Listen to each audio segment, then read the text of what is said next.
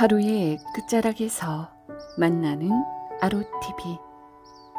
오늘은 밤과 낮, 공포와 정의가 함께 숨쉬는 이야기를 담았어요. 옛 이야기를 벗삼아 꿀잠 주무시기 바랍니다.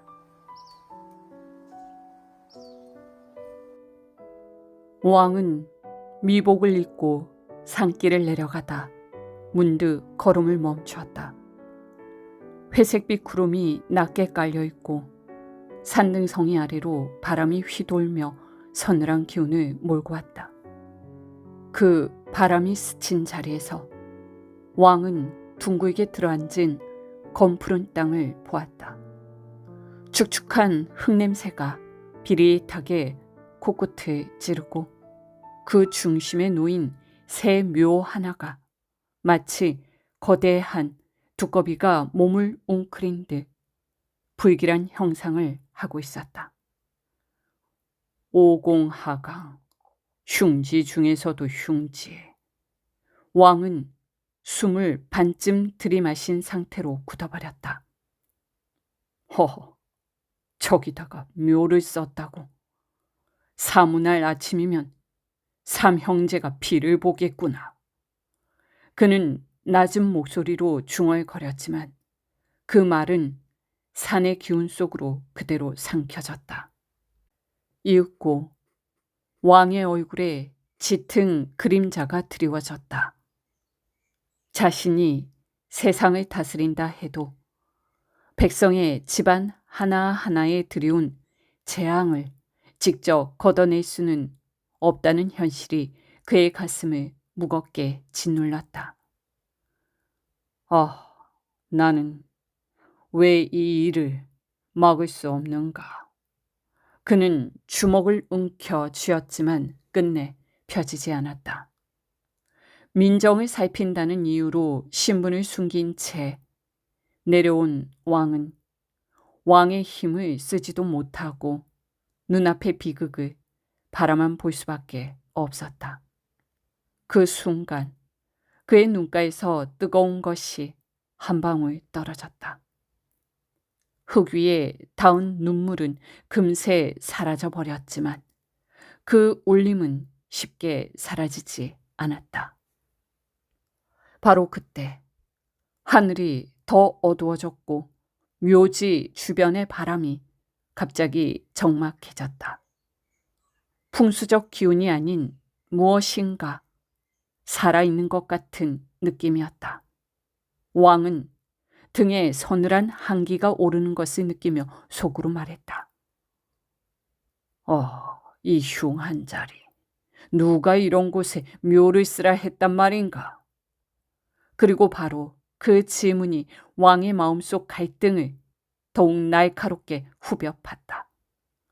왕으로서 구해야 하지만 신분 때문에 구할 수 없고 사람으로서 울 수 있지만 왕이기에 울어서는 안 되는 모순. 그는 그 모순 속에서 길을 잃은 듯 오래도록 흉지를 바라보았다. 왕은 흉지를 떠나며 이 땅을 도대체 누가 잡았는가만 되뇌었다. 그리고 마을에 내려가 사람들에게 물었다. 마을 사람들은 작은 목소리로 한 이름을 내뱉었다. 자학골, 끝자락에 신생원. 아니, 그 자가 묘토를 잡았다는 말입니까? 예. 그런데 좀 이상한 사람입니다. 산 아래 사는 것보다 산이 그를 키운 듯한 사람이라. 마을 사람들의 말투에는 두려움과 존중이 뒤섞여 있었다. 왕은 그 미묘한 감정을 놓치지 않았다. 이상하다니 어떤 의미지? 눈빛이 마치 사람이 아닌 것처럼 땅속에 있는 것까지 보는 사람 같습니다. 왕은 마음속 깊은 곳에서 또 다른 갈등이 꿈틀거리는 것을 느꼈다. 그는 왕으로서 명을 내리고 싶었지만 나그네로서만 접근해야 한다는 제약이 그의 발걸음을 무겁게 했다. 그는 답답한 숨을 들이쉬며 자하골을 향해 걸음을 옮겼다.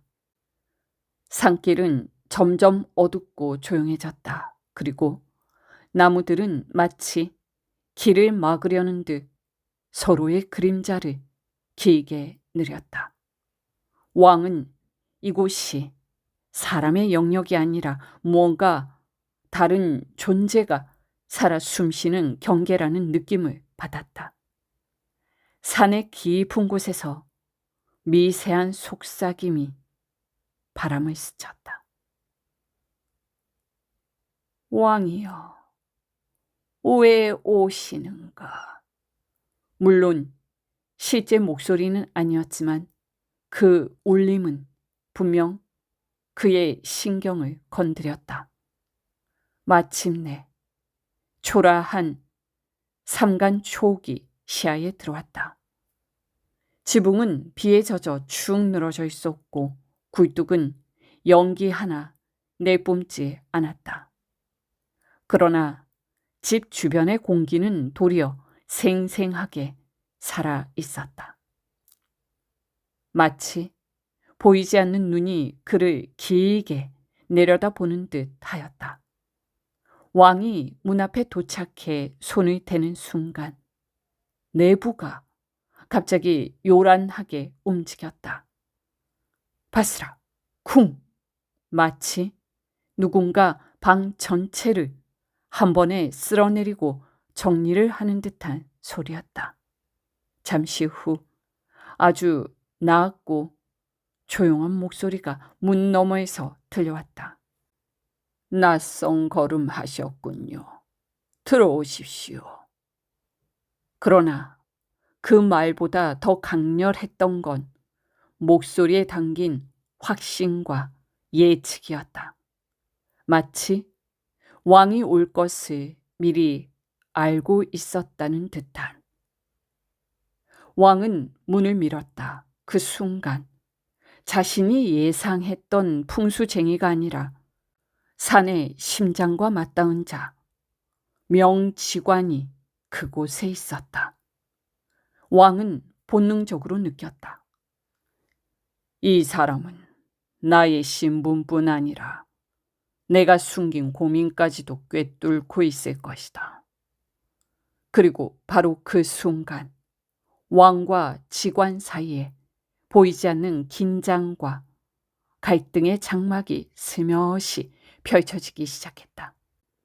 방 안은 햇빛 한 줄 스며들지 않는 대신 희미한 푸른빛이 벽 틈에서 새어나오듯 흔들리고 있었다. 마치 집이 아니라 산의 내장이 노출된 듯한 느낌. 왕은 본능적으로 자세를 낮추며 안으로 들어섰다. 그러자 신생원은 이미 그를 향해 고개를 숙이고 있었다. 용좌에 앉으셔야 합니다. 그 말은 마치 정체를 이미 다 알고 있다는 선언이나 다름없었다. 왕의 심장이 한번 크게 내려앉았다. 뭐라고 했는가? 대왕께서 방바닥에 앉으시는 건 예가 아니지요. 순간 왕의 내면에서 갈등이 번개처럼 튀었다. 들켰다. 어떻게? 언제? 내가 무슨 실수를 했지? 신분을 숨기고 내려온 여정 내내 그는 단 한 번도 왕의 흔적을 드러내지 않았다. 그럼에도 이 풍수가는 그의 말투, 걸음, 호흡 하나까지 이미 꿰뚫고 있는 듯 하였다. 신생원은 아무 말 없이 배틀에 용 두레미를 가져와 방 한가운데에 내려놓았다. 배틀 머리는 빛바랜 나무 조각이었지만 왕이 그것을 바라보는 순간 눈앞의 공간이 잠시 흔들리며 진짜 용자가 어른거리는 환영이 스쳤다. 여기 앉으십시오, 대왕. 숙종은 숨을 들이쉬다 멈췄다. 내가 왕임을 어떻게 단정한 것이냐? 신생원은 조용히 대답했다. 흉지 앞에서 흘린 왕의 눈물 냄새가 산맥 전체에 퍼져 있었습니다. 그건 아무 평민이 낼 수 있는 기운이 아닙니다. 숙종의 눈이 크게 흔들렸다. 그것까지 보았단 말이냐? 대왕의 눈물은 땅의 운명을 흔듭니다. 신생원은 차분하게 말을 이었다. 오공하강의 흉제는 오직 왕의 눈물로만 씻깁니다. 그 말은 숙종의 내면을 깊게 찔렀다. 그가 숨기려 했던 인간적 약점, 연민, 무력감, 슬픔 모두가 이 풍수의 눈앞에 드러나 버렸다는 사실. 그리고 왕이라는 존재보다 더 위에 있는 듯한 신생원의 태도는 숙종에게 생전 처음 느껴보는 감정까지 불러일으켰다. 분노와 존경, 두려움과 안도, 모순된 감정들이 한 몸처럼 얽히며 숙종은 낮게 중얼거렸다. 그렇다면 그 집안의 운명은 어떻게 되는가? 신생원은 눈을 감았다가 천천히 떴다. 유방이 낮으니 그 집안의 재산과 자손은 한강이 마르기 전에는 사라지지 않습니다. 흉도, 기도 이미 길 위에 놓여 있습니다. 그 말은 예언처럼 혹은 심판처럼 울렸다. 왕은 그제야 깨달았다. 이 풍수가는 단순히 땅을 읽는 자가 아니라 왕의 운명, 백성의 운명, 나아가 조선의 흐름을 읽는 자라는 것을 말이다. 그리고 그 깨달음은 왕에게 또 하나의 갈등을 안겼다. 과연 왕인 내가 이 직관을 어떻게 대해야 하는가?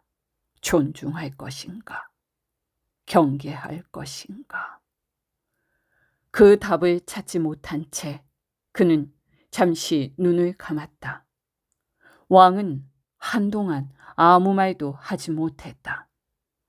방 안의 푸른 기운은 점점 사그라들고 대신 두 사람 사이에 짙은 침묵이 깃들었다. 신생원은 고개를 숙인 채 기다렸고 왕은 마치 자신의 심장을 눌러보듯 손을 가슴에 올렸다. 지금 이 자를 어떻게 해야 하는가? 그는 분명 왕의 눈물 냄새를 읽고 땅의 맥과 인간의 길흉까지 꿰뚫는 자였다. 왕을 넘어 어쩌면 운명의 흐름 자체를 상대하는 듯한 존재. 신생원. 숙종의 목소리는 낮고 묵직하게 울렸다.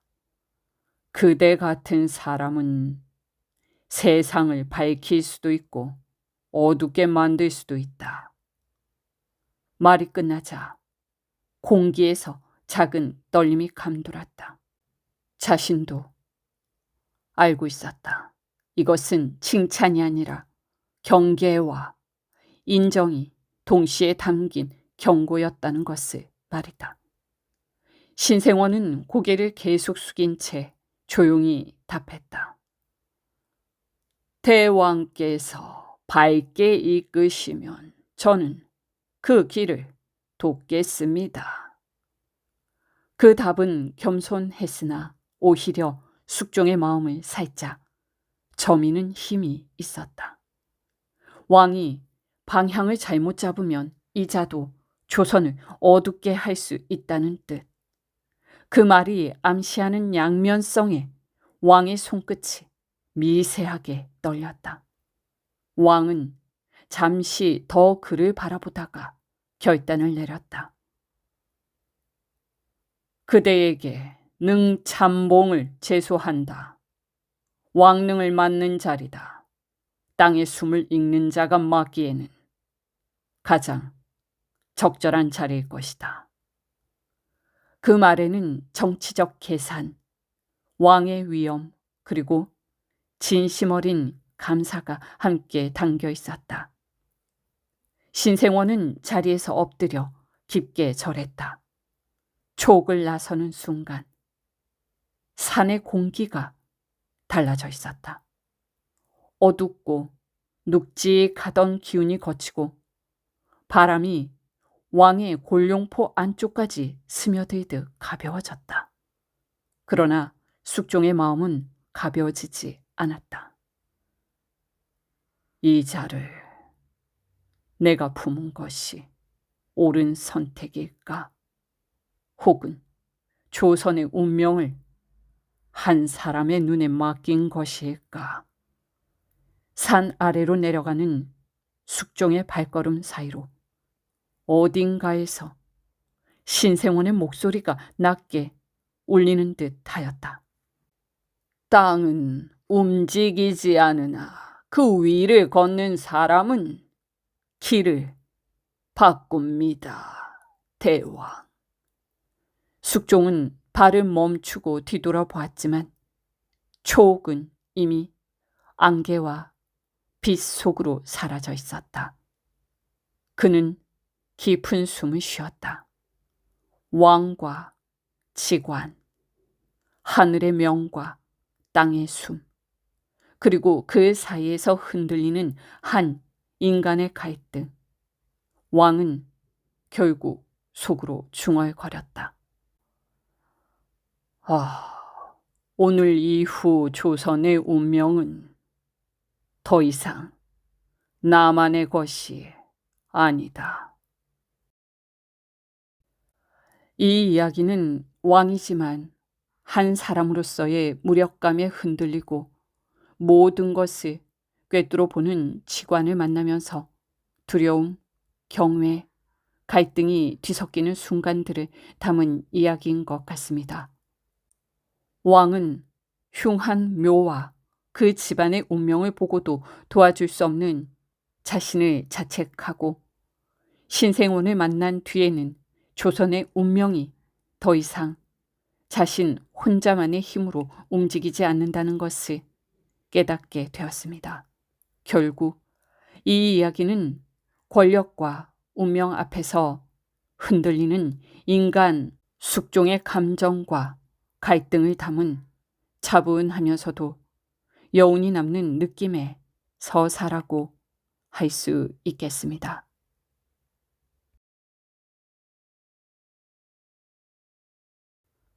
내가 병신년에 화를 만나 법을 맡은 관청에서 문초를 당하게 되었을 때 일이다.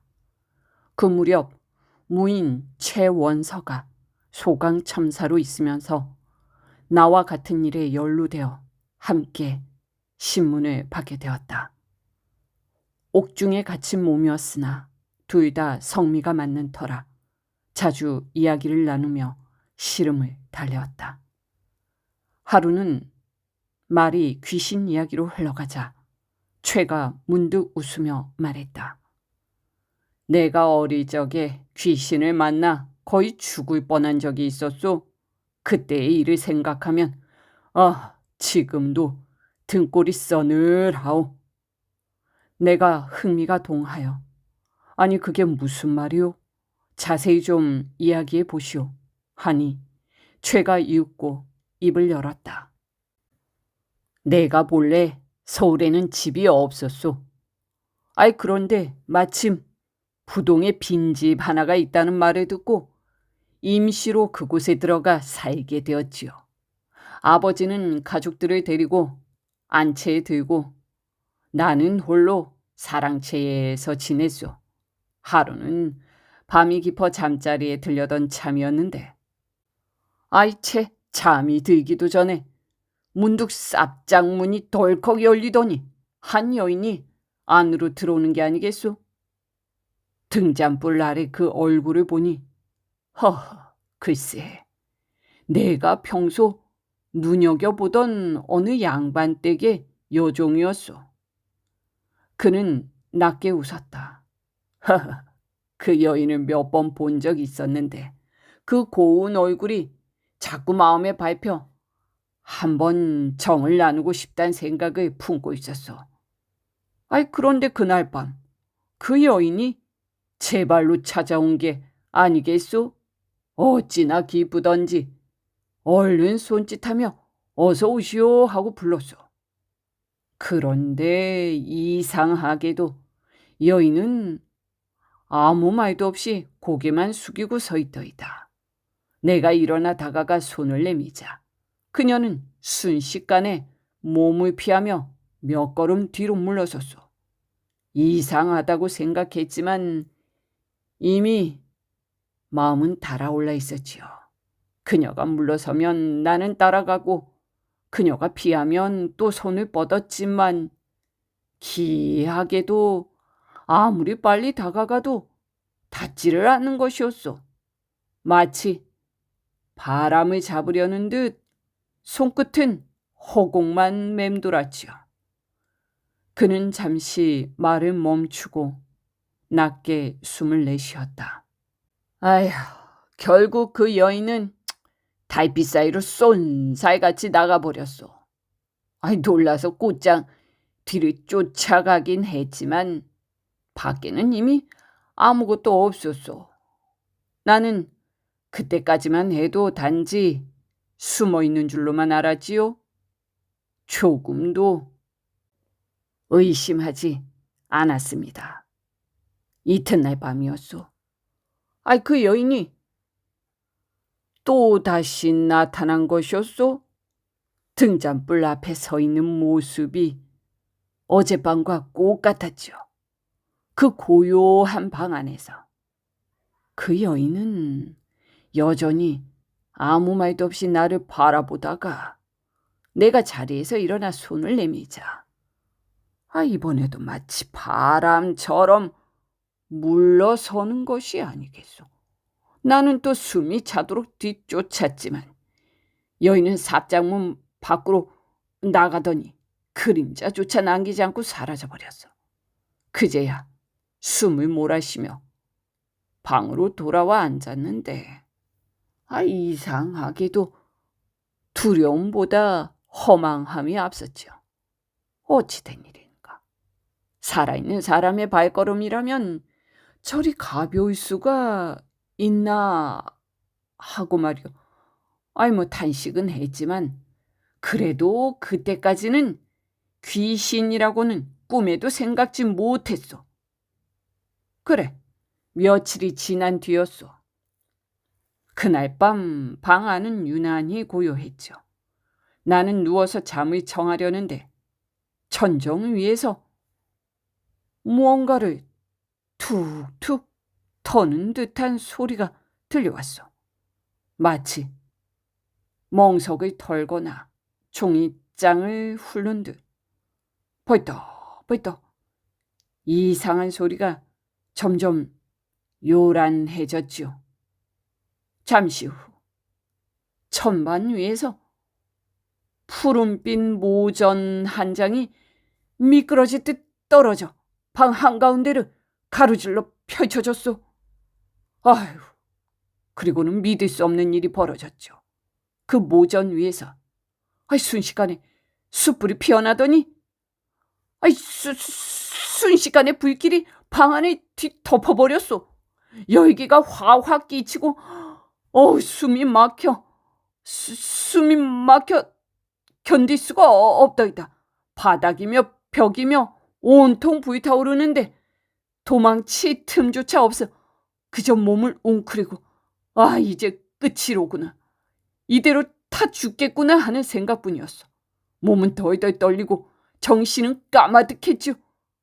차라리 그냥 기절해서 죽어버리고 싶을 만큼 두려웠어. 그러다가 새벽 첫 닭이 꼭요 하고 울자 그 요란한 벌떡벌떡 소리가 순식간에 멎는 것이었어. 그리고 푸른 모전은 천정으로 스르르 올라가더니 아무 일도 없었다는 듯 제자리를 찾았지요. 방 안 가득 차있던 불길도 흔적 없이 사라지고 남은 건 싸늘한 공기뿐이었어. 다음 날 밤 나는 겁이 나면서도 이상하게 궁금해 또다시 방 안에 혼자 누워 있었어. 옷도 벗지 못하고 눈을 막 붙이려던 찰나 삽장문이 또 살짝 열리더니 이번에는 웬 장정 하나가 들어오지 않겠소? 머리에는 전립을 쓰고 푸른빛 전복을 걸친 사내였소. 관청에 저 군졸처럼 생겼는데 말 한마디 없이 나를 향해 다가와 거치게 팔을 붙잡고 끌어내리려 하더이다. 그때 나는 아직 젊고 기운도 있었기에 호락호락 당하긴 싫어서 이놈 무슨 짓이냐?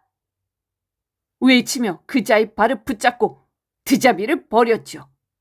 하지만 그 힘이 장정의 힘이 아니었소. 사람의 송이라기보다는 쇠로 된 그런 쇠로 된 팔 같았소.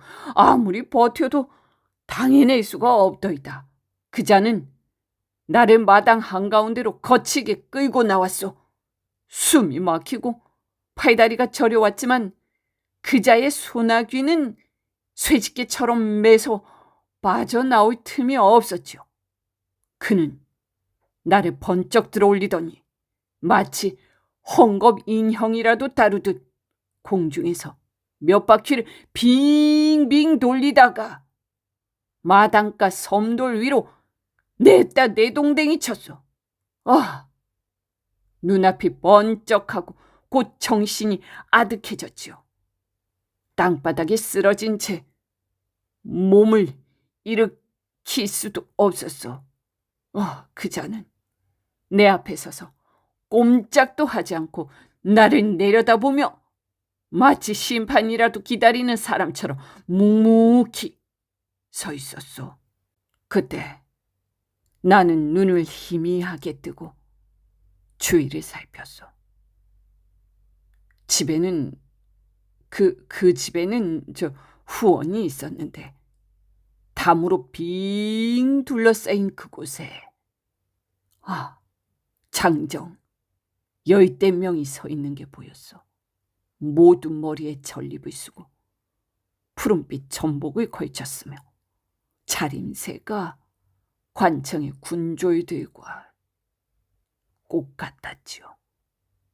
그들은 멀찌감치 서서 나를 붙잡은 그자에게 외쳤소. 그러지 마라. 그러지 마라. 목소리가 겹치며 울려 퍼지는 게 아니겠소. 그러자 나를 붙든 자가 대답했지요. 무슨 상관이냐? 무슨 상관이냐?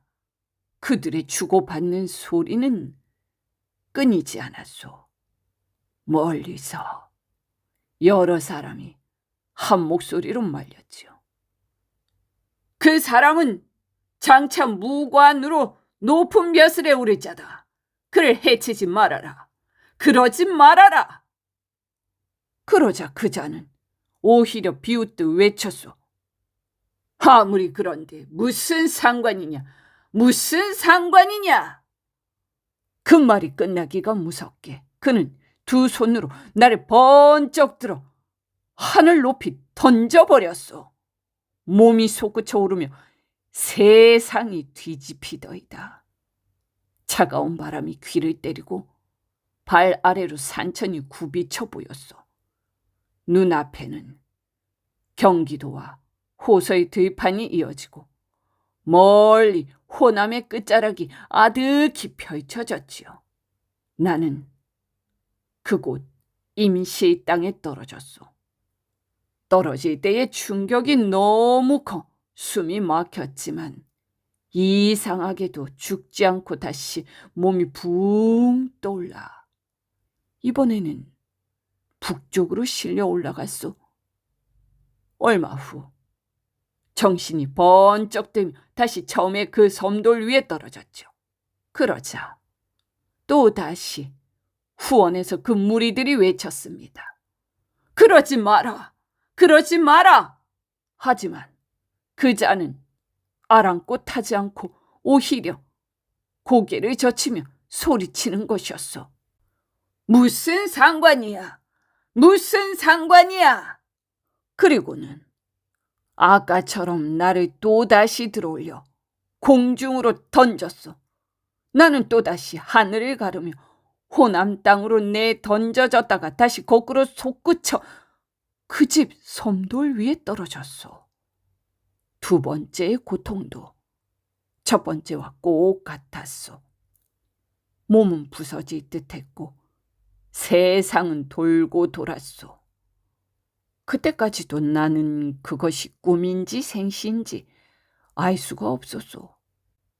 그때 후원에 모여있던 자들 가운데 하나가 달려들어 나를 갖고 장난하던 그 자를 끌고 가는 것을 보았어. 모여있던 사람들은 서로 마주보며 깔깔 대며 웃더니 흩어져 자취를 감추었소. 나는 섬돌 위에 내던져진 채로 깜깜해 정신을 차리지 못했지요. 이튿날 아침에야 아버지가 나를 발견하고는 깜짝 놀라 나를 방으로 데려다 눕히고 구안으로 겨우 숨을 붙여주었소. 그리하여 나는 간신히 살아났고 두려움에 떨며 그 집을 떠나 다른 마을로 이사하고 말았소. 인조 경진영경 태인의 대각교에 이르렀더니 한 선비가 일행과 함께 개울가에 널브러져 있었다. 그의 종 4-5이 매를 맞고 몹시 상한 모양이었다. 기이하여 사연을 물으니 기막힌 일이었다. 아휴, 우리가 길가에서 점심을 먹고 있자니 그 길을 쓰며 가던 한 중이 인사도 없이 지나가더이다. 한 종놈이 분이 나서 욕을 하였더니 그 중이 들고 있던 석장으로 그 종을 마구 때렸소. 4-5이 달려들어도 당해내지 못해 모두 매를 맞고 쓰러졌소. 그 중에 나를 향해 네 종이 사람을 모독하는데도 네가 제지하지 못하느냐? 내게도 석장 맛을 보여주겠다 하고선 나까지 곤장을 눕혀버렸소. 아이, 그래서 우리 일행들이 다 엎드려져 일어나지 못한 것이오. 우리가 둘러보니 그 중은 멀찍이 휘적휘적 걸어가고 있었고 얼마 후 40쯤 되어 보이는 무인이 나타났다. 그는 야윈 얼굴로 별다른 용력은 없어 보였으나 파리에 한 말을 타고 아이 종 하나가 따랐다. 그리고 삿갓 위로 활이 박혀 있으며 화살 4-5개가 꽂혀 있었다. 개울가에 이르러 선비 일행이 피투성이로 누워있는 광경을 보았다 사연을 물었더니 그 무인은 분연히 말하였다. 그 중은 용력을 믿고 여러 번 사람을 해치었으니 내가 그때마다 죽여 없애려 하였으나 좀처럼 만나지 못하였다. 오늘 마침 이렇게 만나니 이 한을 풀 수 있겠구나.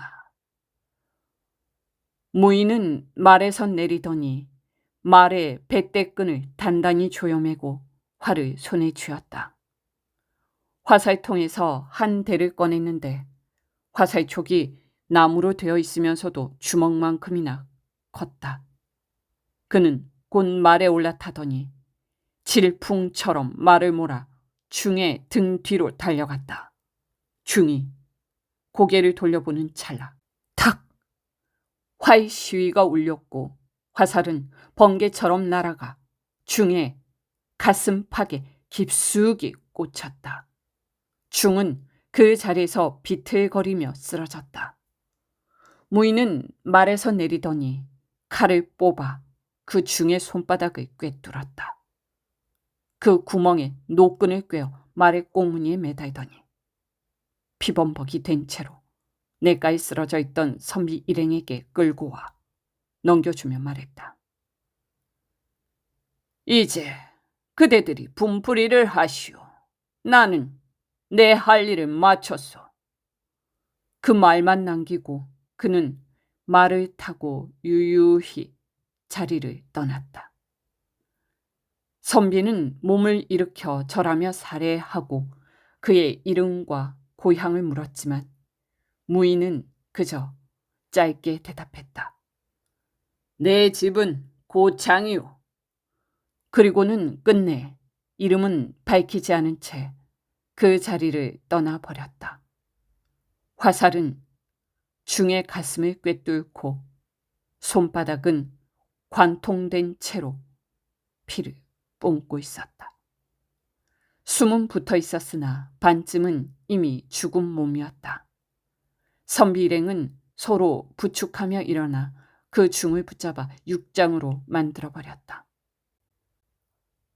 원백이 20살 안팎에 한강 너머에 나갔다가 서울로 돌아오는데 노량진에 이르니 언덕 위에 한 선비가 말에서 내려 서 있다가 손짓하며 불렀다. 아이, 어여 이리 와서 이것 좀 보게. 목소리가 다급하였다. 원백이 말을 재촉해 가까이 가보니 교자 한 채가 땅바닥에 엎어져 있었다. 기둥은 부러지고 덮개는 찢어져 반쯤은 진흙에 처박혀 있었다. 안에서는 여인의 울음소리가 들렸다. 그 울음은 피를 토하는 듯 애처로웠다. 교자 뒤편에는 10서너 살쯤 되어 보이는 아이가 울고 있었다. 종도 마이도 시종도 보이지 않았다. 남은 것은 부서진 교자와 울부짖는 모자뿐이었다. 선비가 이를 악물며 물었다. 부인의 행차가 이 언덕에 이르렀을 때 복창군의 국노들이 말을 타고 달려오더니 교자를 덮치듯 스쳐 지나갔다. 교자의 말고삐를 잡은 종이 꾸짖자 그들이 대뜸 패거리를 풀고 달려들었어. 그 패거리들은 일제히 말에서 내리더니 교자를 끌어내렸다. 그들은 교자를 부수며 외쳤지. 우리는 이 여자를 겁탈하겠다. 그 말과 함께 교자를 짓밟고 종과 말까지 마구 때려 놓은 후 바람처럼 어딘가로 달아나 버렸어. 선비가 손짓으로 가리키며 말했다. 저 앞으로 가는 무리들이 바로 그 자들이다. 원백은 그 말을 듣고 분하고 놀랐으나 어찌할 도리가 없어 속으로 탄식만 했다. 얼마 지나지 않아 무인 한 사람이 뒤따라왔다. 그 사람의 나이는 30을 조금 넘겼을 터이나 겉모습으로는 특별히 힘있어 보이지는 않았다. 부서진 교자와 울부짖는 어미와 아이의 사정을 들은 그는 얼굴에 분노가 있는 듯 결의를 다졌다. 내가 분을 풀어드리겠다. 그는 말에서 내려 말의 뱃대끈을 단단히 조여매고 등자끈을 풀어 옷 속에 숨겼다. 풀어놓은 등자 대신 끈을 메어 교자 뒤에서 울고 있는 아이에게 이르렀다. 이제 너는 더 갈 수 없다. 종과 말을 불러 서울로 돌아가라. 무인은 말에 올라 채찍을 휘둘러 달렸다. 그가 국노들을 따라잡아 뒤에서 등자로 어깨를 내려치자 국노 하나가 벌렁 넘어졌다. 그는 차례로 12명의 어깨를 내려치니 그들이 하나둘 떨어지는 것이 가을 낙엽 같았다. 땅에 쓰러진 자들은 주검처럼 다시 일어나지 못했다. 무인은 말에서 내려 그들을 꾸짖었다. 네가 천한 종이라 세력을 믿고 약한 부인을 욕보이고 종과 말까지 때려 길을 막았으니 그 죄만으로도 무겁다. 그러나 너희 모두가 국노겠는가? 국노는 몇 분일 것이고 나머지는 그들을 따라 나선 못된 자들일 것이다. 앞장선 국노가 누구인지 솔직히 대면 목숨은 살려주겠다. 그렇지 않으면 모조리 죽여버리겠다. 그러자 그 무리들이 일제히 국노는 이 네 사람이고 앞장섰던 자도 모두 이들이다 라고 고해 바쳤다. 무인은 그 말을 듣고 한숨을 쉬며 말하였다. 죄는 비록 중하나 죽이는 것은 너무 지나치다. 죽이지는 않겠다. 다행으로 알거라. 그가 말을 마치자마자 등자로 내 국노의 아랫도리를 2번씩 세차게 내리쳤다. 너희 놈들은 죽이지는 않겠다. 다만 병신을 만들어 징계하리라. 그러고는 조용히 등자를 맺히고 말에 올라 채찍을 잡아 달려갔다. 내 국노는 죽을 고비를 넘기고 겨우 목숨은 부지하였으나 결국 자리에서 일어설 수 없게 되었다. 부인 일행은 종을 불러 그곳을 떠나 서울로 돌아갔으나 그 무인의 성명을 알지 못한 것을 한으로 여겼다. 이 이야기는 사람의 마음속 욕망과 두려움, 그리고 그 속에서도 사라지지 않는 정의의 의지를 함께 보여주는 것 같습니다.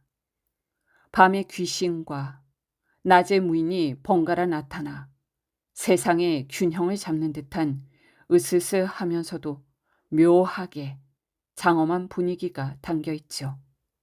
현실인지 꿈인지 알 수 없는 사건들이 이어지며 인간이 감히 이해할 수 없는 세계가 있다는 걸 느끼게 하고 약한 자를 구하는 모습에선 조선의 어두운 세상 속에서 잠깐 스쳐가는 정의의 빛처럼 느껴졌습니다.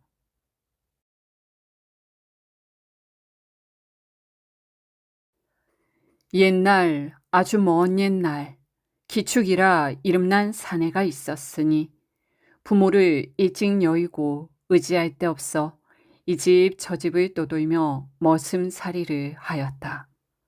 그나마 하룻밤 붙어 자던 과객에게 오미 올마 붙은 까닭에 어느 집에서도 재워주지 않으니 기축은 집가리 밑에서 밤을 지새우고 낮에는 동량으로 허기만 채우며 살아갔다. 그러던 어느 날 발길 닿는 대로 떠돌다 충청도 홍주고을에 이르렀다. 그곳에 김생원이라 마을에서 손꼽히는 부호가 살고 있었는데 기축이 문간에 서서 주인 어른, 밥 한 술만 얻어먹을 수 있겠습니까? 하고 청하니 김생원은 기축의 기골이 남다른 것을 보고 이상히 여겼다. 허허, 성한 사내가 어찌 남의 집 문턱에서 밥을 빌고 다니느냐. 무슨 허물이라도 있는 것이냐. 그러자 기축이 머뭇머뭇 대답하였다. 병신이 되어 떠도는 것이 아니라 몸에 옴이 올라 어디 눕혀주질 않습니다.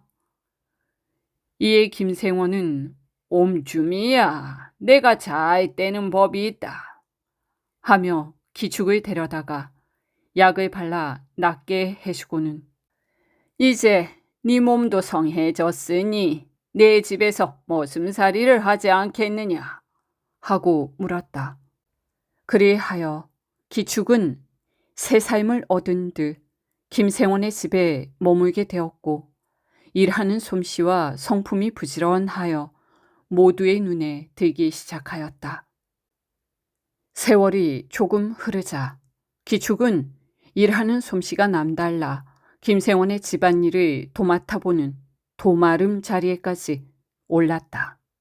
원래 그 자리를 차지하고 있던 박 씨는 기축을 볼 때마다 속이 뒤틀렸다. 아이, 저 떠돌이 놈 하나 들어오더니 내 자리를 빼앗고 주인집에서도 총애를 받다니 이게 말이나 되는가? 더구나 김생원에게는 외동딸이 하나 있었다. 그런데 물리도 밝고 관상도 볼 줄 아는 영리한 처녀였다. 그 처녀가 유독 기축에게만 살뜰히 대하니 박 씨의 의심은 날로 커져갔다. 이거 수상한데 저 둘이 사이가 좀... 그래, 뭔 일이 있는 게 분명해. 결국 박 씨는 기축의 뒤를 몰래 밟기 시작했다. 어느 날 저녁 기축과 처녀가 집가리 뒤에서 은밀히 이야기를 나누는 모습을 보게 되자 박 씨는 더는 참지 못하고 소리쳤다. 주인 어른, 어서 이리 와 보십시오. 큰일 났습니다.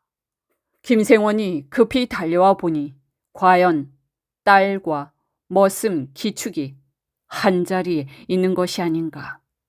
그 자리에서 김생원은 노발대발하였다.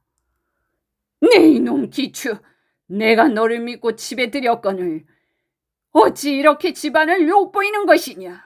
당장 내 눈앞에서 꺼져라. 딸에게도 호통이 이어졌다. 그간 내가 금지옥엽처럼 키웠건만 어찌 이렇게 머슴과 정을 통하고 있는 것이냐. 점잖은 집에서 청혼이 와 있었는데 이게 무슨 망신이더냐. 그날 밤 기축은 짐 보따리 하나 없이 쫓겨났고 처녀 또한 눈물로 서방을 바라볼 뿐 아무 말도 하지 못하였다. 기축이 쫓겨나 한참을 떠나가는데 달빛 아래 서성대던 김생원의 딸이 조심스레 뒤를 따랐다. 품속엔 몰래 꺼내온 금덩이 몇 개가 있었다. 마침내 기축을 붙잡고는 흐느껴 말했다. 서방님, 이제는 죽어도 함께 죽고 살아도 함께 살아야 하옵니다. 제겐 돌아갈 곳이 이제 없습니다. 기축은 깜짝 놀라 아니 그대여 어찌 이런 무모한 일을 하고 말렸으나 처녀는 굳세었다. 이제는 어디로든 함께 가겠습니다. 차라리 서울로 가서 새 삶을 이었으면 좋겠습니다. 그리하여 둘은 밤길을 걸어 세문 밖에 이르러 작은 집 한 칸을 사들였다. 우리가 부부라 한다면 얘는 갖추어야지요. 처녀가 물 한 사발을 떠놓고 비녀를 찌르며 말하자 기축도 상투를 틀어 서로에게 절을 올렸다. 이로써 두 사람은 천륜으로 맺어진 부부가 되었다. 곧이어 수의장사를 시작하니 기축은 소매를 걷어붙이고 손님을 맞고 아내는 정성스레 술을 빚었다. 값은 싸고 맛은 그윽하니 손님들이 구름처럼 몰려들었다. 아이고, 여기 저 새 술집이 아주 그 술맛이 끝내주더라고. 소문이 퍼지자 고관 대작도 장정들도 술꾼들도 모여들었다. 그리고 그 중에는 훗날 인조 반정의 주역이 되는 무리들까지 드나들었다.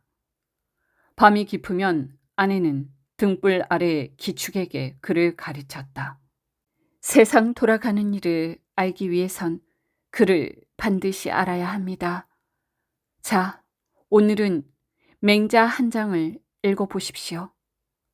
기축은 서투른 손으로 책장을 넘기며 부지런히 배웠고 아내는 그 옆에서 깨알 같은 글씨로 직접 교본을 만들어 주었다. 이렇듯 두 사람은 서로를 의지하며 세문 밖의 좁은 집에서 더 넓은 운명을 향해 나아가고 있었다.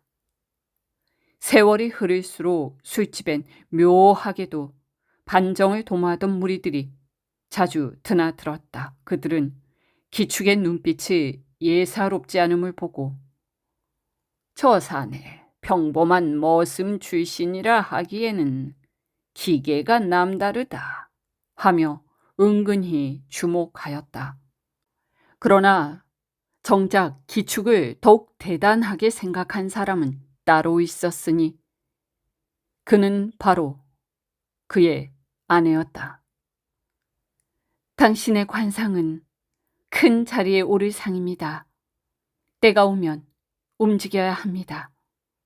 그녀는 남편이 그를 깨우칠 때까지 기다렸고 결국 기축에게 맹자속 무왕이 폭정을 몰아낸 이야기를 익히게 한 뒤 당부하였다.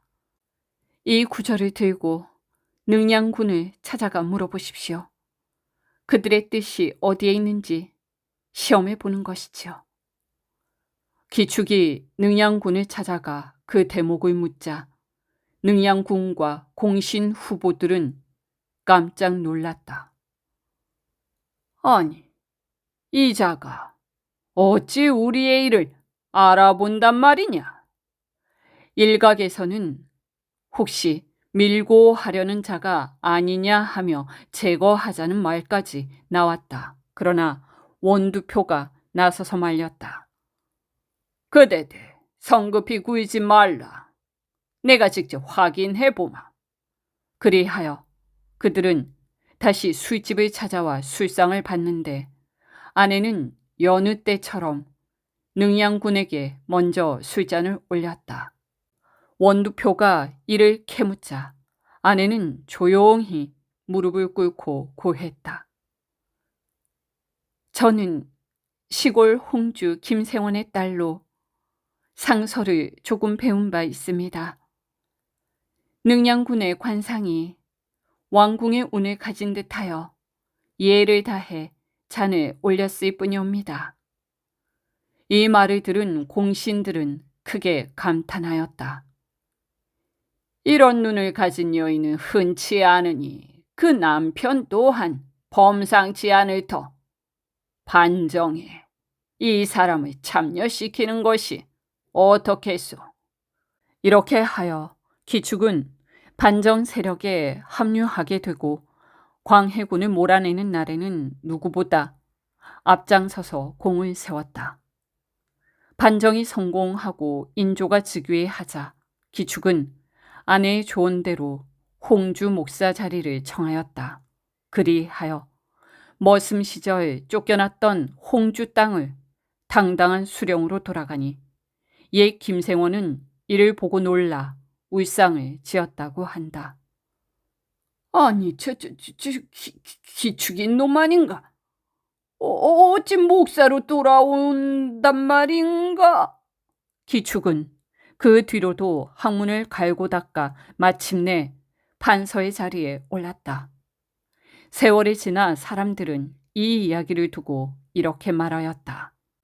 아이고, 기축이도 팔자 한번 뒤집어졌지.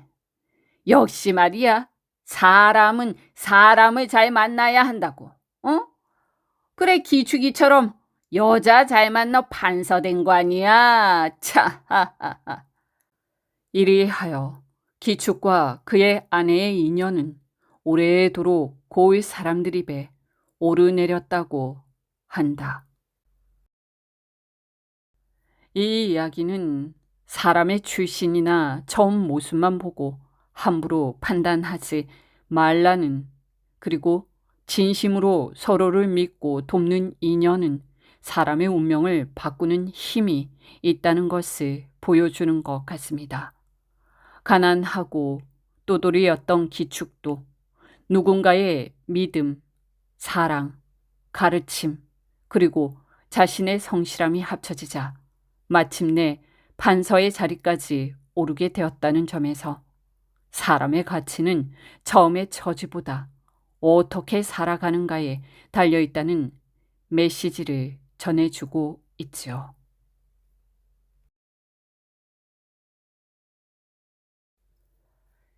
옛날 옛적 숙종대왕께서 미복을 하고 남도기를 거니던 날, 상근을 깊은 맹산마을에 이르렀다.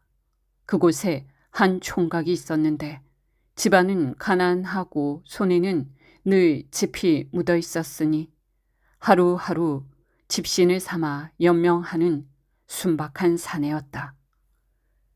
숙종이 문간을 쓱 밀고 들어가니 총각이 흠칫 놀라면서도 아구, 손님이 오셨수다. 들어오십시오. 하며 아무 거리낌 없이 맞아들였다. 숙종은 방 안에 들며 총각의 손끝을 보니 집신 삼던 집들이 한쪽에 수북이 쌓여 있었다. 총각이 웃으며 말하였다. 이거요? 뭐 좀 먹고 살려면 집신이라도 부지런히 삼아야지요? 하고는 마치 오래된 이웃을 대하듯 부근하게 구는지라 대왕도 저절로 마음이 풀렸다. 그날 총각은 없는 살림에도 쌀을 버고 떡을 치고 정성껏 상을 차려 숙종을 대접하였다. 두 사람이 마주 앉아 떡 한 점, 물 한 모금 나누다 보니 말이 통하고 마음도 통하였다. 총각이 술기운에 눈시울을 붉히며 말하였다. 아이고, 형님, 이런 게 인연이라 하는 게 맞지요? 우리 이렇게 만났으니 의형제나 한번 맺어봅시다요. 숙종도 이를 농으로 여기며 웃어 하하하 그러자꾸나. 오늘부터 내가 형님이다 하고 답하였다. 이렇게 하여 임금과 산골 총각이 세상에 둘도 없는 의형제가 되는 기이한 인연이 맹산에서 맺어졌다. 이튿날 새벽닭이 울 무렵 숙종이 길 떠날 채비를 하니 총각이 아쉬운 눈길로 따라 나오며 말했다. 형님 댁은 서울 어디쯤이요?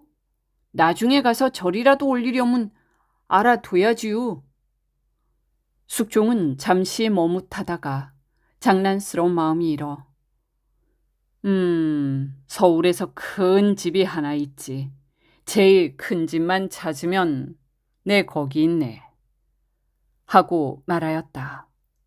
총각은 그 말을 귀신같이 믿고는 고개를 끄덕이며 말했다. 예, 형님. 제일 큰 집 잊지 않겠습니다이.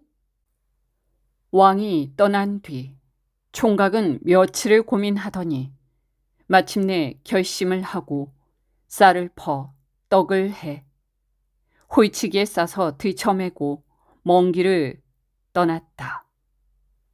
그러나 서울에서 제일 큰 집을 찾으라 하지 않았던가. 총각이 서울 장안을 이틀이나 돌아다니며 여기 저 제일 큰 집이 어디예요? 우리 형님 집 좀 찾아보게요.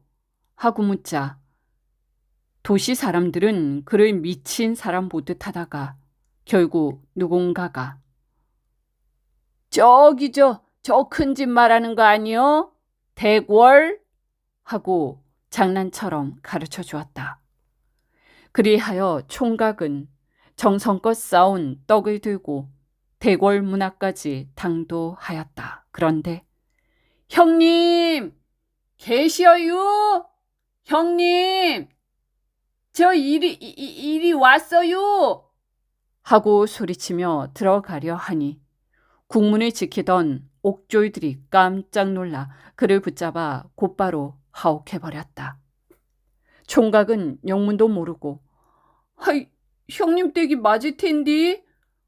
왜 이래요? 왜? 내가 뭘 잘못했다고 이러는 거예요? 하며 옥사에 앉아 밤새워 떡을 부둥켜 안고 있었다.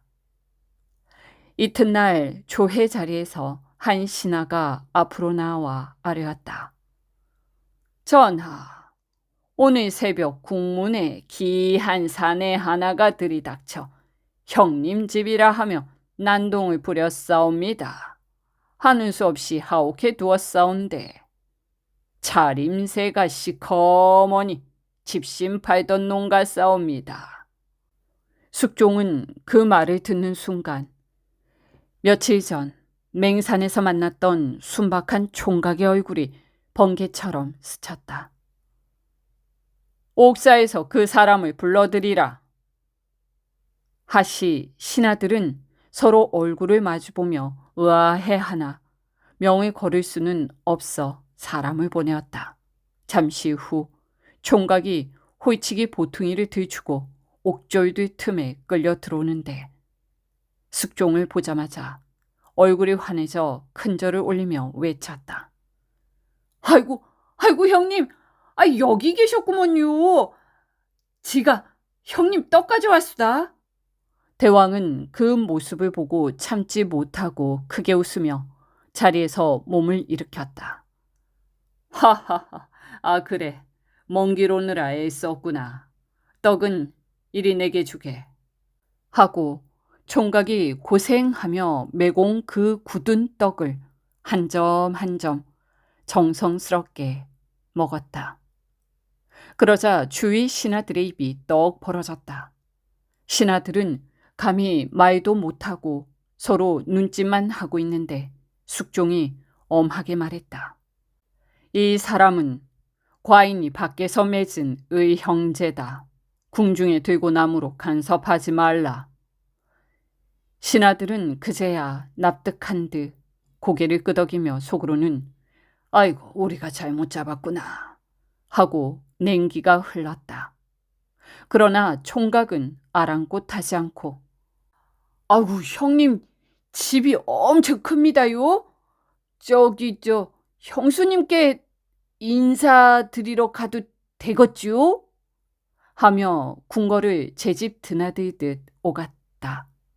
이리하여 가난한 맹산 총각과 조선의 임금이 궁궐에서 다시 의형제로 상봉하는 기이한 일이 온 조정을 뒤흔들었으니 보고 듣는 이마다 놀라움을 금치 못하였다. 며칠 동안 궁궐을 제 집 안방 드나들듯 돌아다니던 총각이 어느 날 짐을 싸들며 말하였다. 형님, 이제 제 집으로 가야겠수다. 어머니가 눈 빠지게 기다리실 텐디. 숙종은 아쉬워하면서도 고개를 끄덕이며 물었다. 그래, 동생. 먼 길 가기 전에 하나만 물어보자꾸나. 그대의 평생 소원은 무엇이냐? 총각은 머리를 극적이며 수줍게 말했다. 뭐 대단한 건 없지요. 고향 맹산에 풍원이란 벼슬 있지요. 그것 좀 한번 해보면 여한이 없겠수다. 어른 노릇 한번 해보는 게 소원이지요. 숙종은 미소를 머금고 곧 붓을 들어 어필을 써서 총각 손에 쥐어주며 말했다. 이 글을 맹산원에게 전하면 별도의 조치가 있을 것이니 가져가게. 총각은 넙죽절하며 아우 형님이 써준 것이니 당연히 잘 되겠지요? 하고는 경쾌한 걸음으로 고향으로 내려갔다. 집에 도착한 총각은 형님 말대로 제사를 지내고 이튿날 편지를 소중히 품어 맹산원을 찾아갔다. 원님, 서울서 우리 형님이 이 편지를 갖다 드리라 하셨습니다요. 처음에 원은 시골 총각을 업신여기며 문 앞에서 쫓아내려 했으나 편지 겉면에 찍힌 어필을 보고 그만 얼굴빛이 확 변하였다. 문을 열어라. 원은 즉시 마당에 멍석을 깔고 물을 떠놓고 편지를 머리 위에 올려 사배례를 치른 뒤 정중히 선언하였다. 이 어른이 바로 맹산의 어풍헌이시다. 순식간에 향리 육방들이 달려들어 조를 올리고 어른이 오셨습니다 하고 모시니 어제까지 집신 삼던 총각이 하루아침에 왕이 내린 풍헌으로 공인되었다. 이후 맹산고을에서는 그 집안을 대대로 어풍원 가문이라 높여 불렀고 원조차 그를 함부로 대하지 못하였다. 이렇듯 산골 총각은 임금을 형님으로 얻고 형님은 그 의리를 잊지 않아 풍헌 벼슬을 내려주니 전한 자리의 인연도 마음이 곧으면 하늘까지 닿는다는 말이 이 이야기에서 비롯되었다고 하였다. 이 이야기는 신분과 처지가 다를지라도 사람 사이의 진심 어린 정과 성의는 결국 상대의 마음을 움직이고 큰 복으로 돌아온다는 것을 말해 주는 것 같습니다. 또한 윗자리에 있는 사람일수록 작은 인연도 소리하지 않고 자신에게 베풀어진 진심을 기억하며 보답해야 한다는 왕도의 가르침을 품고 있는 것 같습니다. 그리고 총각의 순박함은 우리에게 이렇게 다가오지요. 사람을 대할 때 꾸밈없이 성실하라. 그 마음은 언젠가 반드시 빛을 본다고 말입니다.